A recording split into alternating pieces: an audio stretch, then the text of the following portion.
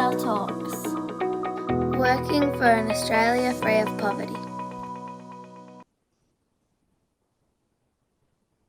Hi everyone, welcome to our latest edition of BSL Talks. It's a series of webinars where we tackle some of the big issues in social policy, research and practice. My name is Nicole Bieske and I'm the Director of the Social Policy and Research Centre at BSL, and it's my great pleasure to have the opportunity to host this session today. It's wonderful to have so many of you joining us. Just having a look, we've got 130 plus people online at the moment, which is just fantastic. For this discussion on tackling inequality, and we're going to hear from experts with lived experience of different forms of inequality. So I'm joining you here on Wurundjeri Woiwurrung land in Fitzroy, and I really want to acknowledge the traditional custodians of the lands and the waterways and pay my respects to elders past and present, and I sincerely extend that respect to any First Nations people who are joining with us today. So just some housekeeping up front. I'm really looking forward to this discussion and think it will be a really lively and interesting one. If you would like to ask questions, down the bottom you'll see the Q&A function at the bottom of the screen, so you can go there and enter your questions, and I can see that some of that is already starting, which is fantastic. Closed captions are also available, so if you go down to the bottom of the screen and you click on the CC button, you'll be able to see the closed captions. And thanks to everybody who submitted questions in advance. We'll try to address as many of them as we can, as well as give the chance for people to ask any questions during this webinar. It's also the session being recorded, and we'll make that available on the BSL website in coming weeks. Also, I just wanted to be really clear, this isn't an election forum. BSL is a non-partisan organisation, and we'd actually planned this before we even knew the date of the election. So we won't be making comments about political parties or platforms during the session. If anything does come up in this session, in the discussion, that raises any concerns for you, please visit our website, bsl.org.au, for information about the various services that are available for support. And Ask ISI is also another platform that can help direct you to the right service. So let's get into the topic that we're all here to learn about and to discuss. So this year, 2025, marks the 50th anniversary of Ronald Henderson's landmark Commission of Inquiry into Poverty report. That report is still the most significant study of poverty in Australia. And there's been much progress on many things since that time, but we know that serious challenges remain. In 2024, so just last year, the Productivity Commission did a report on economic mobility. They found in that report roughly 1 in 7 people are living in poverty in Australia. 1 in 7. So that's about 3.7 million people. For children, and children, I mean children under 15, experience an even higher rate of poverty than adults. It's about 1 in 6. This number in 2024 is the highest estimate of poverty since 2001. From our perspective, BSL's perspective, the experience of living in poverty is both about lack of money and also about lack of resources or supports in a variety of other dimensions of life: health, education, skills, employment, social inclusion. The reality is that people's experiences of poverty extend significantly beyond purely income, and the solutions are equally multifaceted. But inequality actually isn't something we talk about very much in Australia. Poverty, even less. Yet the day-to-day experience of people across the country is of deep structural and systemic inequality. And we're really fortunate today that we have an expert panel to discuss their experiences of inequality in Australia and to explore what is needed for things to change so that we can address these inequities. So let me introduce the panellists that we have. And we've got 4 different panellists with us. So I'll start with Maggie. So Maggie has several years of experience in living in really precarious housing. Maggie became a co-founder of the Housing Older Women movement in 2020, which is a peer-led advocacy movement that's based in Queensland. Maggie brings postgraduate qualifications as well as over 40 years of experience in the community sector as a community development practitioner, and expresses and acts on a shared vision of a voice for women in creating new housing choices. And particular thanks to the Housing for the Aged Action Group for connecting us to Maggie. We've also got Hayley joining us today. Hayley grew up in out-of-home care, and we're now very fortunate to have Hayley with us here at BSL, working with us as a youth project and training officer. Hayley's spoken at various forums on her care experience, including transitioning from care to independence locally and internationally.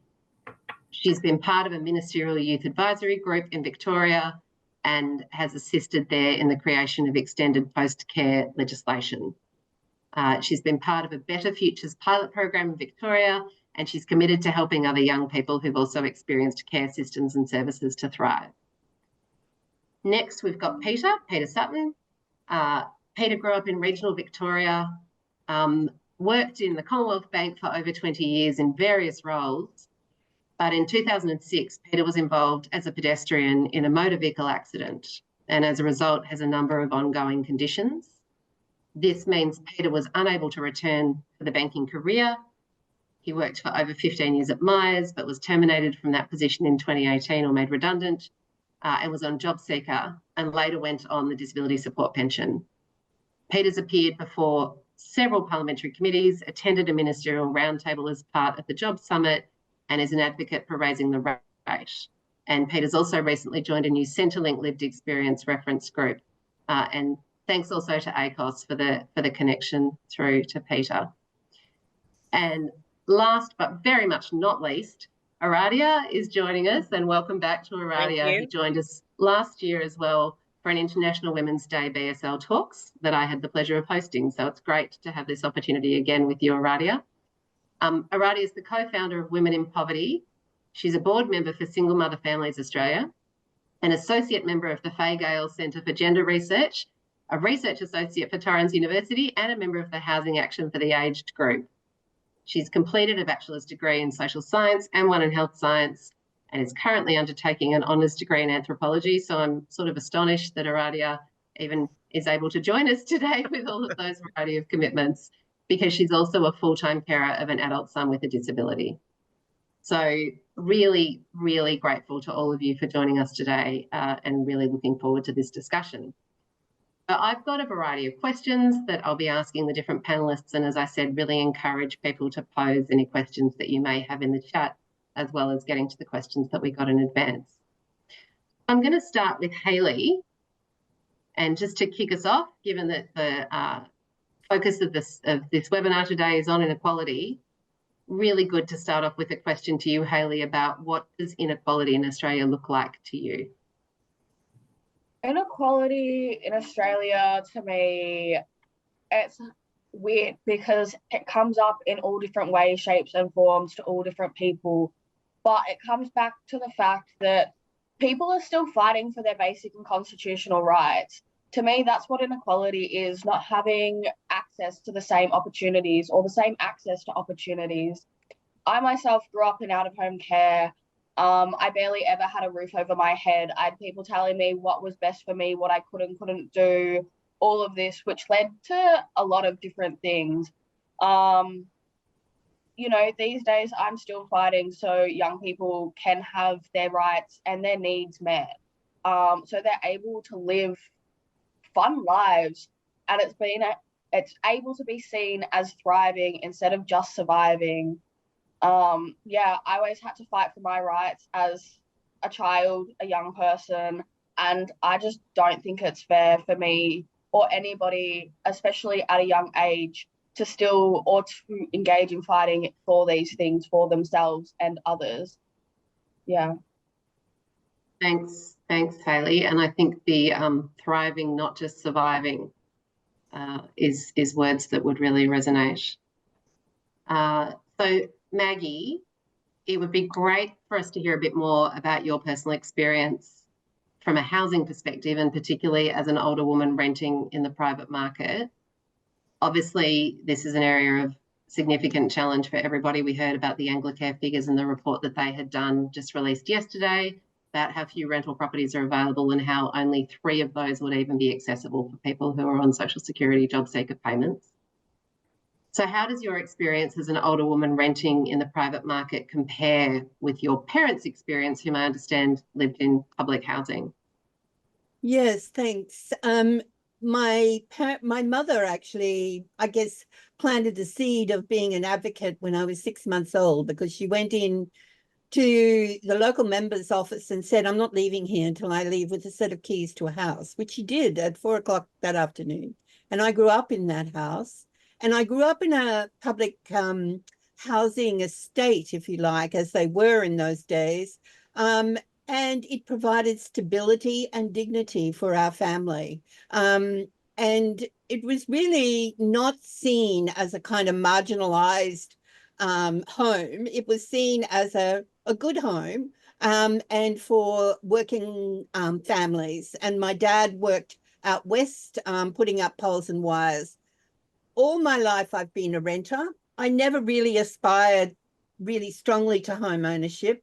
I always thought what monies I'd have, I'd like to do other things with. I wasn't really overly concerned with wealth generation until I needed money. And that was like serious money.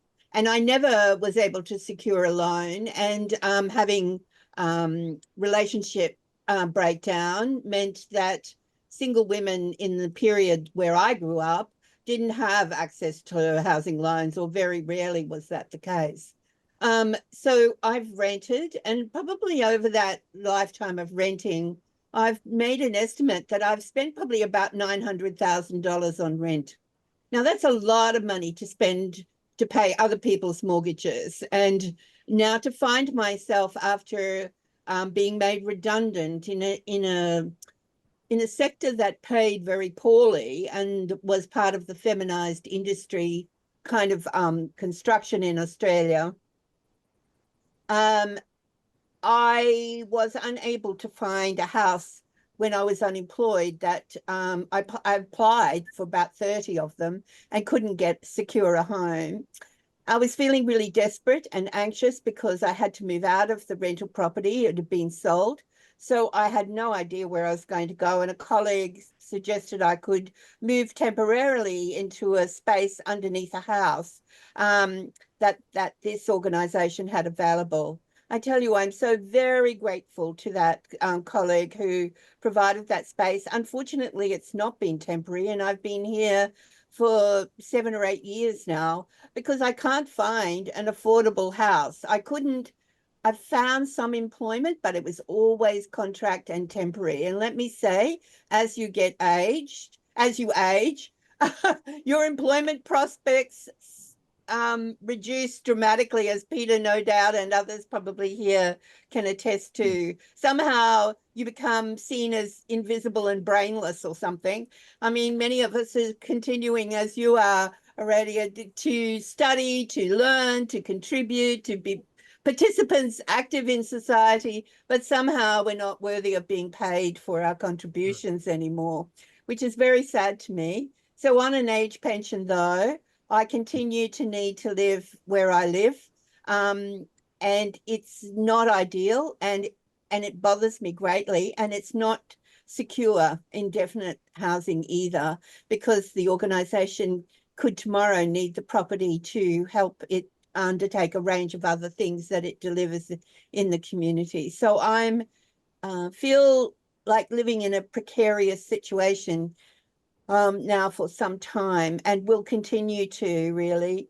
But I'm better off than many. I'm not in a car, and I'm not along a creek bank somewhere, and I'm not looking for a camper van, and I'm not sleeping on someone's couch. So I feel very grateful that I have what I have.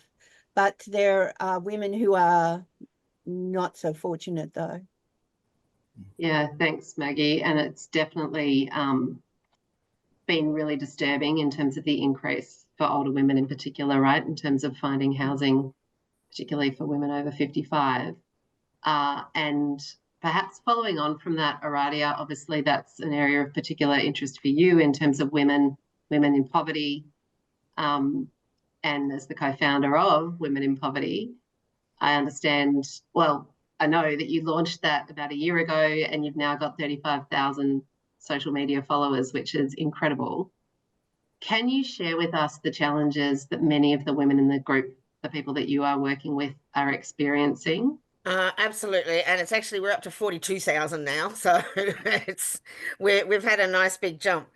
But one of the major issues is, especially with the older women, as Maggie said, was the invisibility aspect, that you're not even considered for anything, not housing, not employment. Even one of the things that we've had come up is women at the GP who just feel like they're being infantilized by not having any choice in their treatment or their, the progression and diagnosis of whatever ailment that they have.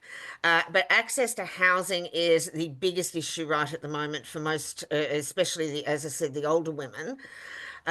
We also look at the things that I suppose the emotional aspect of what it does to your mental health in terms of living in poverty. And so we deal a lot with that. A lot of women who feel like they are not full participants in society because they don't have the finances to undertake, that role. They can't go out for coffee. They can't catch up with friends. There is no social aspect there. So for a lot of our women, it's more like, I think, as Hayley said, they're surviving. They're not living, they're surviving. And that becomes extremely mentally taxing after a while, and it beats you down. So we aim to try to give support to those women to try to get them through until they're in a better frame of mind. Thanks, Aradia. And I think coming back to some of the thinking about what poverty is and what the experience of poverty is, as you've just spoken to, it's much broader than people might think it is. So we've talked about housing. You were talking about social inclusion, for instance, and the loneliness that people experience, and the guilt in terms of that. As a society, we see people who are homeless or poor as somehow failing, as a personal failure. It's not a personal failure, it's a societal failure. And I think that is the narrative that really needs to change in order for people to actually take this seriously. I mean, the long-term costs of homelessness on the health system and on every other system outweighs the costs of just housing people. So yeah, I mean, that's what we advocate for, is basically equity across the board in all sectors. And Peter, on to your experience as well, and obviously I've given a brief outline of the situation that you've experienced and the challenges that you've had to manage.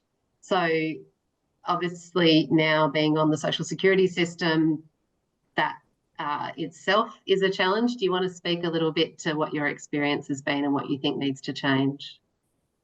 It's quite a complex system, actually. It should be simplified. They should tear the whole thing down and start again, but that's not going to happen. I had my car accident. I originally went on to Job Seeker.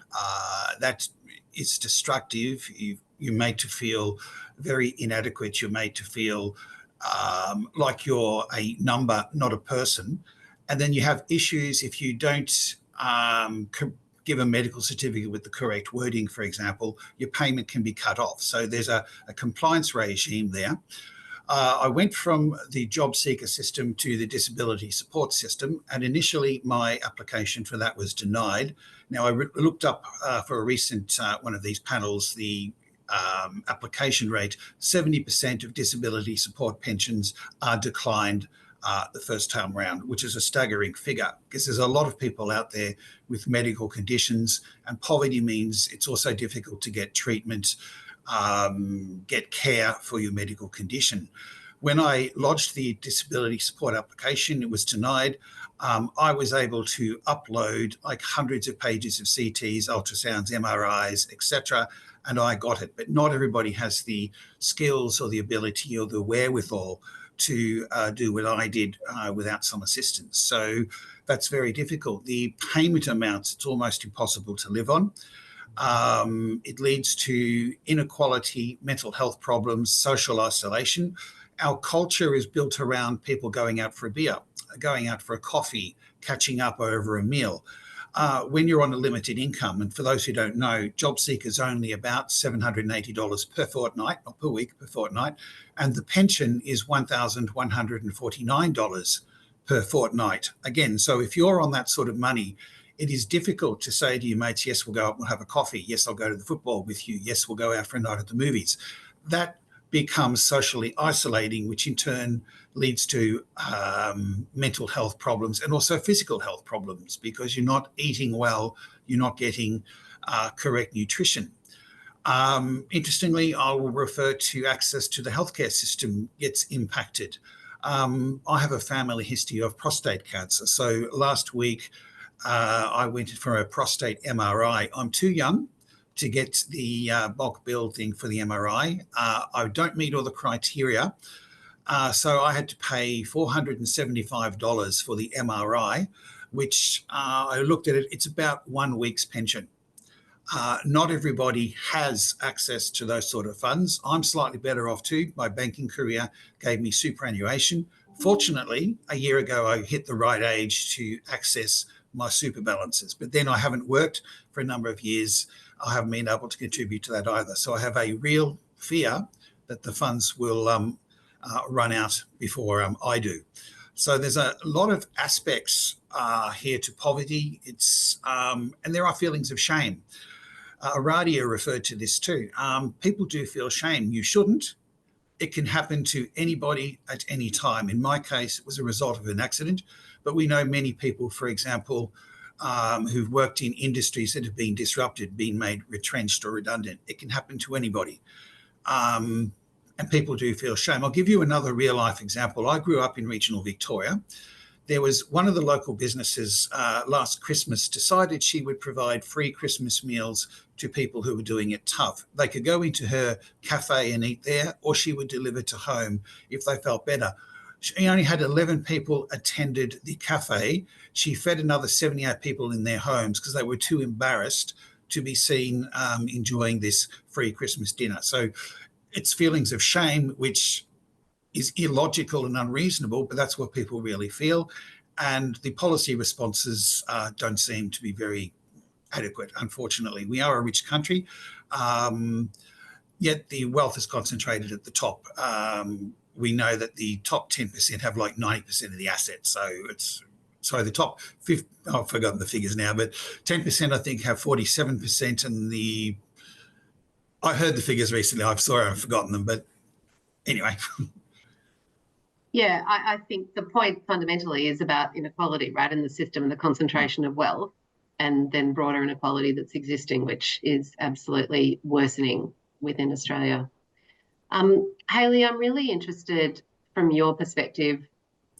We've spent a bit of time in this conversation talking about the older perspective and challenges, particularly as you get older, and there are some comments I can see in the chat as well about ageism. And people being over 50 and what some of those challenges involve. You've had a challenging experience, if you like, much earlier in life as well. So I'm really interested in your reflections on any of the comments that have been made, but also what things you think really need to shift. And if you had the ability to wave a wand and have things change, what are the things that you think are most important that need to change?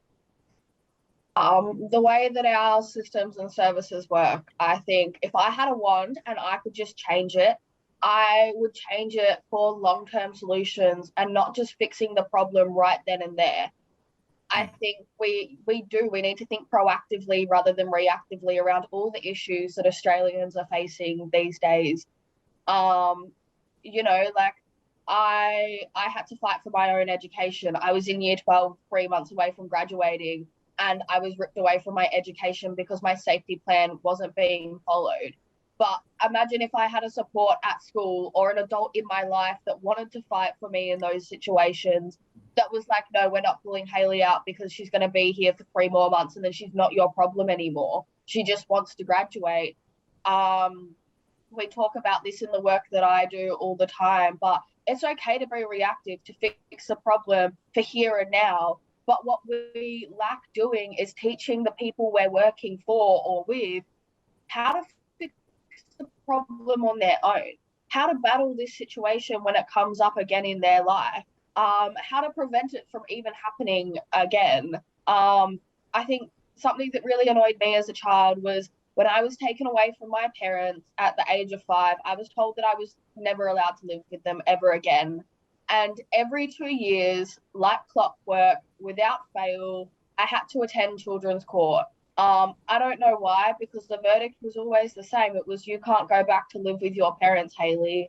And I was just like, okay, well, I got to 17. I was 3 months away from turning 18. I had to go to court again. And I was like, I've done this so many times. Like, imagine if somebody just sat there and said, okay, there's no chance that you're ever going back, so we're just going to put you on a permanent care order that states that you'll be in care until past when you turn 18 or after you turn 18. That was hard. It caused a lot of trauma, but also, yeah, I would go back and I would think long-term solutions. How do we ensure that the next generation of young people that are moving through systems and services have that one up, have all the know-how, all the skills to be able to get what they can possible from that service, and to stop them from repeating pathways that have already been taken. If I could, I would just rule the world. That's the way that I would have it. And then I would like to believe that everything would be fine and we would all be happy because everybody would have the same access to opportunities. But unfortunately, I don't have a wand and I can't make that happen. Thanks, Hayley. I think definitely in terms of the need for longer term systems change and change in the structure of the systems rather than just the Band-Aid solutions is a really important point, and really central, I think, to many of the challenges that you or all of you have already spoken about, and challenges that BSL sees in the work that we do as well. And I'm interested as well, Maggie, from your perspective and the expertise that you have and the work that you do, similarly to Hayley, what are the things that you think really need to change? What support needs to be available? How do things need to be different to really stop the cycle of poverty and really support all the conversation that we've just had about addressing inequality? Thanks. Yes, Hayley, you might not have the wand, but you've got the nails. Nails are important. But I guess what you're right too, Hayley, about saying we can't do it alone, and also we often can't do it sometimes as part of funded services because there are particular models and approaches within funded organisations that limit the scope they have for advocacy and also limit the ability for the organisation to have a voice itself, but to use the platform it offers for the voices of others. HUG in Victoria has been wonderful in supporting our voices at a national level. And it does so, though, carefully, because it is difficult to be an advocate that wants to change systems and wants those systems to listen to something that they're not particularly interested in listening to. So you need to have a lot of good strategies.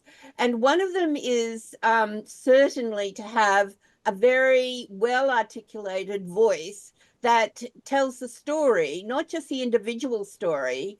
And it's the story of inequity over decades. It's the legacy that inequity has created. And the difference between inequality and inequity is that inequality is about difference. Inequity is about things we can change that create the inequality, really, or that contribute to inequality. So we can change housing policy, we can change health policy, we can change responses to domestic and family violence. And let me say, the women who lived for decades where there was no protection under the law are now aging. And those women are experiencing serious, many of them, health issues as a consequence of being in violent homes for years. And let me say, when I listen to, I listen to the stories of Anzacs and, powerful stories, we need to listen to the stories of women who survived decades of violence, and did so trying to protect their children and trying to protect themselves. And many of them died. And for those who didn't die and are still living now, we need to be actually paying attention to their experience and understanding that when you perpetuate inequality and inequity, you do so in a way that creates a legacy that is very traumatic and very disturbing. That you don't just do this as a society and get away with it. We're not, older women are not the sort of women. We were the women who fought in the 70s for the rights of women. We're the women who marched the streets for better pay and condition. We're the women who marched against wars and marched against violence and marched against the need for childcare. We've influenced public policy over the years, but not really now are we able to seem to have the same level of influence. And we need a broad cross-section of people to join us. And the solutions are there. The housing home at last service that HAG has developed, and that's a citizen-based organisation of people affected by the issue that formed in the 70s or 80s, I think. And those people shaped a service model that works. And we adopted that model in Queensland and went to our state government and said, you must fund this. And to their credit, we had a minister who would listen to us. And she funded that service, and it's now operating across Queensland. But it's overwhelmed with demand. And it is really horrifying to hear, the sort of 3-month wait lists that they've got already, in the last 2 or 3 years that they've been operating. But we still will press on, and we've done enormous research on what kind of housing women aspire to. What does that mean in their lives? And we've got a survey of over 400 women, and the key factors that they aspire to in terms of their housing is a sense of safety and a sense of belonging to a community. That comes way after handrails. Those things matter more. And we have looked into community-led housing as a way forward. Currently, organisations in the housing sector are deciding for us where we will live, and some of them are deciding that we can live in postage stamp-sized apartments in blocks of, that are 6 levels high, and there are hundreds of people in there. And because we're poor and because we haven't got a voice, we're meant to be grateful. And if we're not grateful for those offerings, then somehow, we're an undeserving person. So we're fighting very strongly, and we've managed to get a roundtable being planned with a new minister to look at community-led housing. And this new minister of housing has never even heard of community-led housing. So there's a whole suite of options and opportunities here that we can bring to the table, and we've got them well researched. Thanks so much, Maggie. And I think I want to come to a question in a minute about lived experience, and there's a number of comments in the chat recognising how important lived experience is in informing the responses and the change that we need.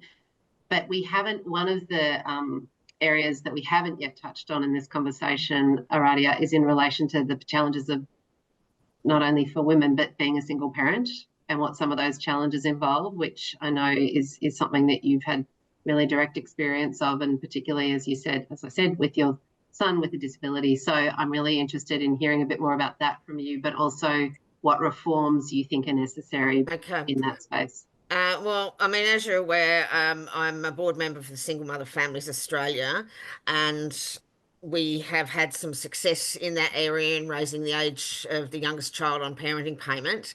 But as Maggie said, that took us a decade to get. That was a decade of work. The experiences for single parents are varied in terms of it. For a lot of women who don't have any support network, things are much more difficult in finding childcare. And one of the big issues is the mutual obligations aspect of being a single parent. Our stance at Women in Poverty is that they already have a job. They're raising a child. That is a job. And it's also a job that contributes to the growth of the economy in this country. So it's not as though they're not, excuse me, not making any economic contributions. But the expectations on them, along with the stereotypes surrounding single mothers, is very challenging for a lot of those women who are receiving those benefits. In terms of we managed to also get the Parents Next made voluntary rather than mandatory, which was a big win for us, because having the expectation that you're not raising your child correctly is also is what is implied by forcing people to do those things, that you have no idea how to raise your own child. So those challenges for single parents, and especially for single parents with children of disabilities or special needs and things like that, there are very few accommodations within the system that allow for flexibility of those things. If you've got a child who has autism or another neurological neurological condition, if you've got one of those children, you can't actually plan in advance, because it's going to depend on what they're doing, how they're feeling on a day-to-day basis. So a lot of the times there's no flexibility to ring up the occupational therapist and say, please don't come today because my child won't even come out of their room. But you're still charged for that session because you're not actually giving enough notice of cancellation. So there needs to be more flexibility for single parents. There also needs to be, in terms of, I think we need to support women who want to stay at home and raise their children, as well as women who want to work and put their children into childcare. Both are, important to individuals to be able to fulfill what they feel is useful in their own lives. And also I think the stigma surrounding single parenthood, especially single mothers, is, it's once again, it's seen as some sort of failing that your partner left. We seem to attack the parent who stayed rather than the parent who leaves. And as you know, there's also the issues of child support. I think we're, 1.8 billion now that is owed in child support in this country. And the large majority of that will probably never be seen by the people who are supposed to get it. It also impacts the way in which family tax benefit is calculated. And we're finding that a lot of women end up with social security debt because they have to, you're meant to estimate how much child support you get, but if that doesn't match up, then you end up incurring a debt. And that's, we'd like to see child support actually not only enforced, but we'd like to see it sort of put on a level that it doesn't affect the family tax benefits, so that it's one less stress for single parents. I mean, I myself raised my son on my own from he was about 3. And as a special needs child, it was difficult to maintain I was working at that point. It was difficult to maintain a job because there'd be calls from the daycare saying, we don't know, what to do, and you need to come and get him. And it's very hard to find an employer that's going to give you a well-paid job between the hours of 10 and 3, so that finding an employer that's understanding that you're going to need school holidays off, and that that your child comes first, and if they ring, you're leaving the workplace. So I think there needs to be a lot more flexibility around single parents and a lot less judgment. Thanks, Aradia. There's a number of questions in the chat, which are the kinds of questions that we often come up with in these kinds of forums, which are about how can we create political will for change? How do we get politicians to listen? I know that we do have, we've got nearly 200 people on this call. So we've got people who work across different industries, different areas, people who work in government and are in some of the roles that we're probably talking about in some of those questions. And there's also in the questions and the comments a real recognition of the importance of lived experience, as I mentioned before, and the importance of lived experience in Hayley, you talked about the need for the system to change, the importance of lived experience speaking to how and why and exactly what it is that needs to happen. And all of you are doing incredible work and often largely in a voluntary capacity, but not only in the way that you do it. I'm just interested from any of you, how you feel lived experience is being listened to or incorporated in any of the discussions about opportunities for systems change. You've all had experience, obviously, speaking at panels and speaking in government forums and roundtables and all of those things. How much do you feel that lived experience is now being included as part of those discussions and in part of the dialogues that are happening? Peter, maybe you want to go first? Yeah, it's a tricky one actually, because you sit before the parliamentary inquiries, for example, and you can see the senators moved. The poverty inquiry I saw in Melbourne, virtually every senator at that inquiry was in tears, and so were the staffers, and they rushed around with the tissues. So they were listening to the stories. But when the report came out, it came out along, there was the majority report and then there was the minority report. So it's partisan politics came into it in terms of the two reports that were written. It is important, though, because it does make the general public aware of what it is like, that we're not just a number, that we are real people. So it does make a real difference to tell those stories of lived experience. It's unfortunately, change takes a long time. The marriage equality debate took a long time. Women's suffrage took a long time. Equal pay, we're still battling that now. So, but we are, I think, progressing. So telling the stories, we are being listened to. We are getting more media attention now, but ultimately too, it is a struggle because a lot of things are limited by budget and political, budgetary, financial, economic choices, which is short-term thinking. We need to have a total cultural and attitudinal paradigm shift to the way we do things. Those dealing with Centrelink, for example, we should put the human back into human services. It's regulated, it's computerized, it's algorithms, which led us to robo-debt. But the lived experience people did make a difference with that. We got a Royal Commission out of that, and there are real changes being implemented from that Royal Commission. So lived experience is vital in sort of getting to the public, and then the politicians will listen to the public as the changes are occurring, but they're slow. And Hayley, interested in also hearing from you in terms of the lived experience work that you've been doing. I've been a youth advocate around my experience for, it'll be 9 years this year, which is a really long time for me. But I remember I got into it because the Minister of Child Protections back in that many years ago came to create and asked for the experience of young people. And I've seen it work so amazingly in so many settings, and I've seen it be done so poorly in other various settings. And I think I know that what puts like the gap in between them is who it is that's listening.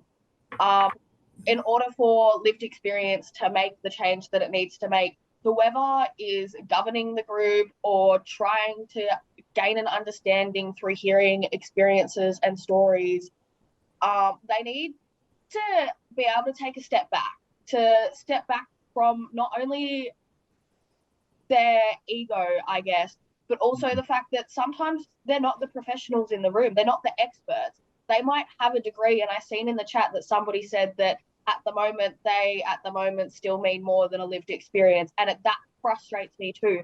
But what it takes to genuinely listen to a person with lived experience is stepping back, acknowledging that you don't know everything and anything, understanding that you probably don't understand to the way this person with lived experience does.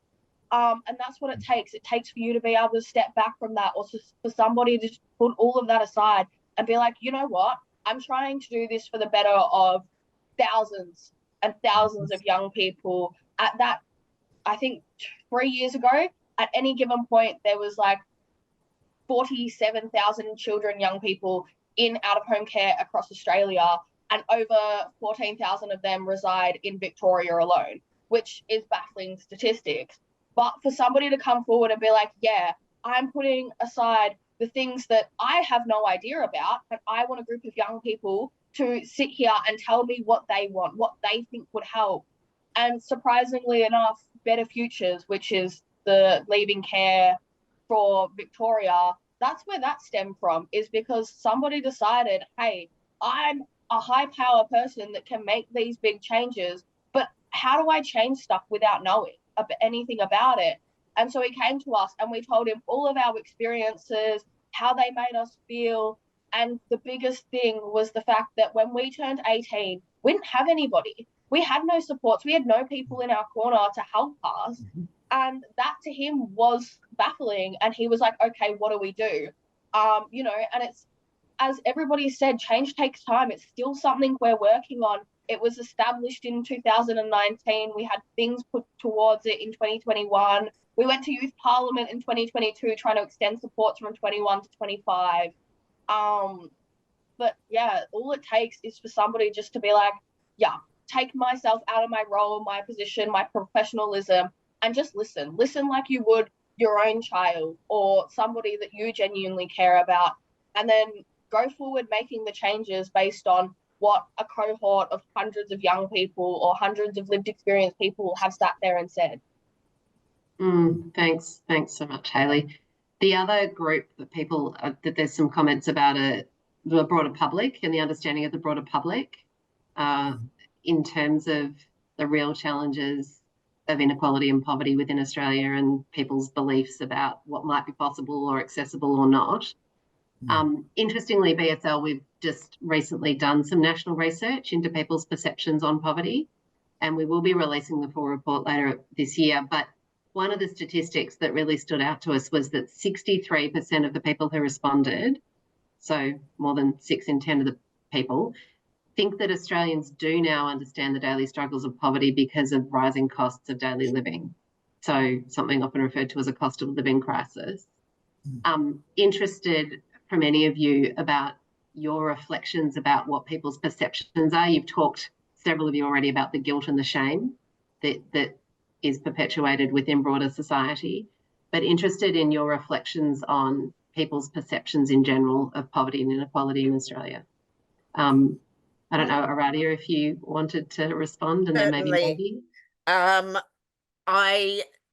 Firstly, let me say it's not refreshing.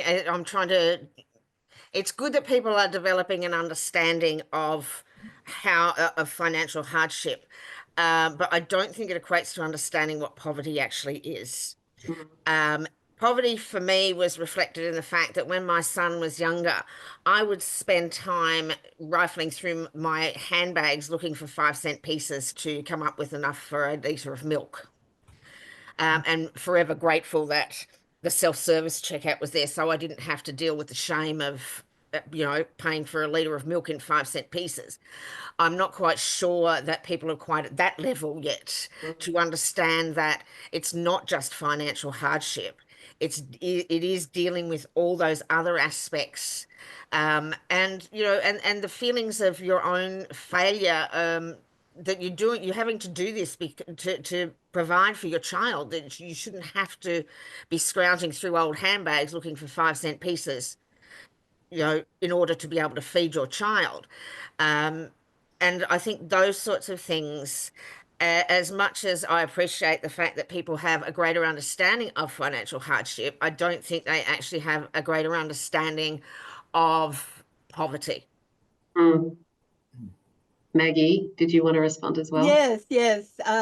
I agree with you. I think one of the challenges here is that we're often seen when we speak individually about this as a charity, that we can be fixed. If only you would do this, or if you had done that, then you can be fixed. Or if you participate in the way that we want you to and comply with our eligibility and our criteria, then you can play too, and you can be in the playpen, you know. Otherwise, if you don't conform for a range of reasons, it could be mental health issues, it could be, you know, the way you present, it could be the way you talk, it could be the way you walk, it could be anything, it could be the color of your skin, your culture, then not necessarily do you get to play. And that's within the sort of service system. But I do think that, I mean, I watched an ad recently by a well-known national organization that does a lot of charity work, and it had a picture of a woman looking bewildered at a train station in her 80s, and then had the worker come and sit in her car and say, you can help Anne, or whatever her name was, you just need to donate $1. Well, actually, no. The structural causes of these things mean we all have to give up on something. We all have to look at how we can gain as a society and what the status quo helps us to maintain, and those who are advantaged by the status quo and those that are, you know, disadvantaged seriously by the status quo. And there's a whole sort of industry now established around homelessness. You know, it's $1 billion industry. If we lived in Finland, we would say, they said, we will not tolerate homelessness, and they haven't. And they have produced housing on a huge scale. People, that housing first approach ought to be what we're doing here in Australia. We ought not tolerate it at all as a way of living, you know. There are maybe a tiny percentage of people who choose to live on the riverbanks or wherever, and they ought to have the right to do that without having to be moved on too, you know. But people aren't able to make that choice these days. It's not a real choice to be housed in Australia right now if you're on a low fixed income, or you're on, you know, ad hoc work. Some people are working and they're still homeless because they can't afford the rents that that are being expected to be paid. So I really need us all to think not in terms of a charity response to people with lived experience. Everyone's got lived experience of lots of things. Because you get divorced, the minister I met said, oh, is that because women are getting divorced that you are homeless? I said, well, Minister, it's a little more complicated than that. And anyway, getting divorced should not lead to homelessness. Let me say, the men in my life have all got homes. And I raised their children, you know, like I had 2 fathers, and I raised the children. And I remember going to a bank to get a loan, and the guy said, so what are your assets? And I said, 3 children. They're worth about $500,000 each, I think. And, you know, one of them's a lawyer, one of them's a social worker, and the other's a manager. You know, like, they have made contributions, and they're part of society. And we did that I did that as a sole parent, you know. And the 2 fathers of those children, because I did try to kind of get it together again, hoping, you know, for a different outcome. But both own their own home. So I don't. I live underneath someone else's house, and I hope to God that I can create the kind of housing that we would all want to live in, that is, you know, highly aspirational at this point, but that is possible, and that we could live in mixed tenure housing, intergenerational housing, all sorts of different types of housing that we don't have really yet in Australia on any scale. Yeah, thanks so much, Maggie, and to all of you. I think the point that you've made that's incredibly well made is a change that's needed across society. It's a change that is created or needs to be created across a broader component of society, a broader breadth of society. And that I think part of the manifestation that we see of poverty in Australia is actually lack of choice that people have. It's not people creating situations for themselves. It's actually a broader lack of choice that society is creating and limiting. So the role of politicians and decision makers is important, but the role of broader society in that is also incredibly important. So unfortunately, we're just running out of time. I'm sorry, Maggie. And this has just been an incredible conversation. I know that we could continue it, and I really enjoyed it. We could continue this conversation, and we will continue to talk about this issue and these topics because it's so central to the work of BSL. And I really want to thank all of you for joining us today. I thank you for all the work you do and bringing your expertise into this conversation.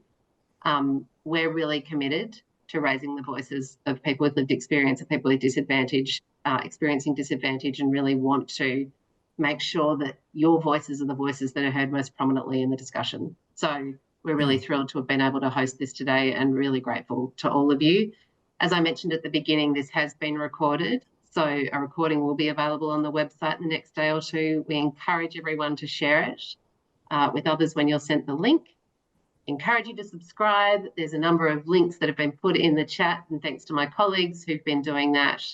And as I mentioned, obviously BSL is very focused on working towards an Australia free from poverty. So encourage everybody who's joined today and participated in this to stay engaged and to partner with us in doing this work, and partner with all of you in all the excellent work that you're doing in your organisations, because it's something that we need to achieve by working together. So thanks again so much to everybody, and please do enjoy the rest of your day.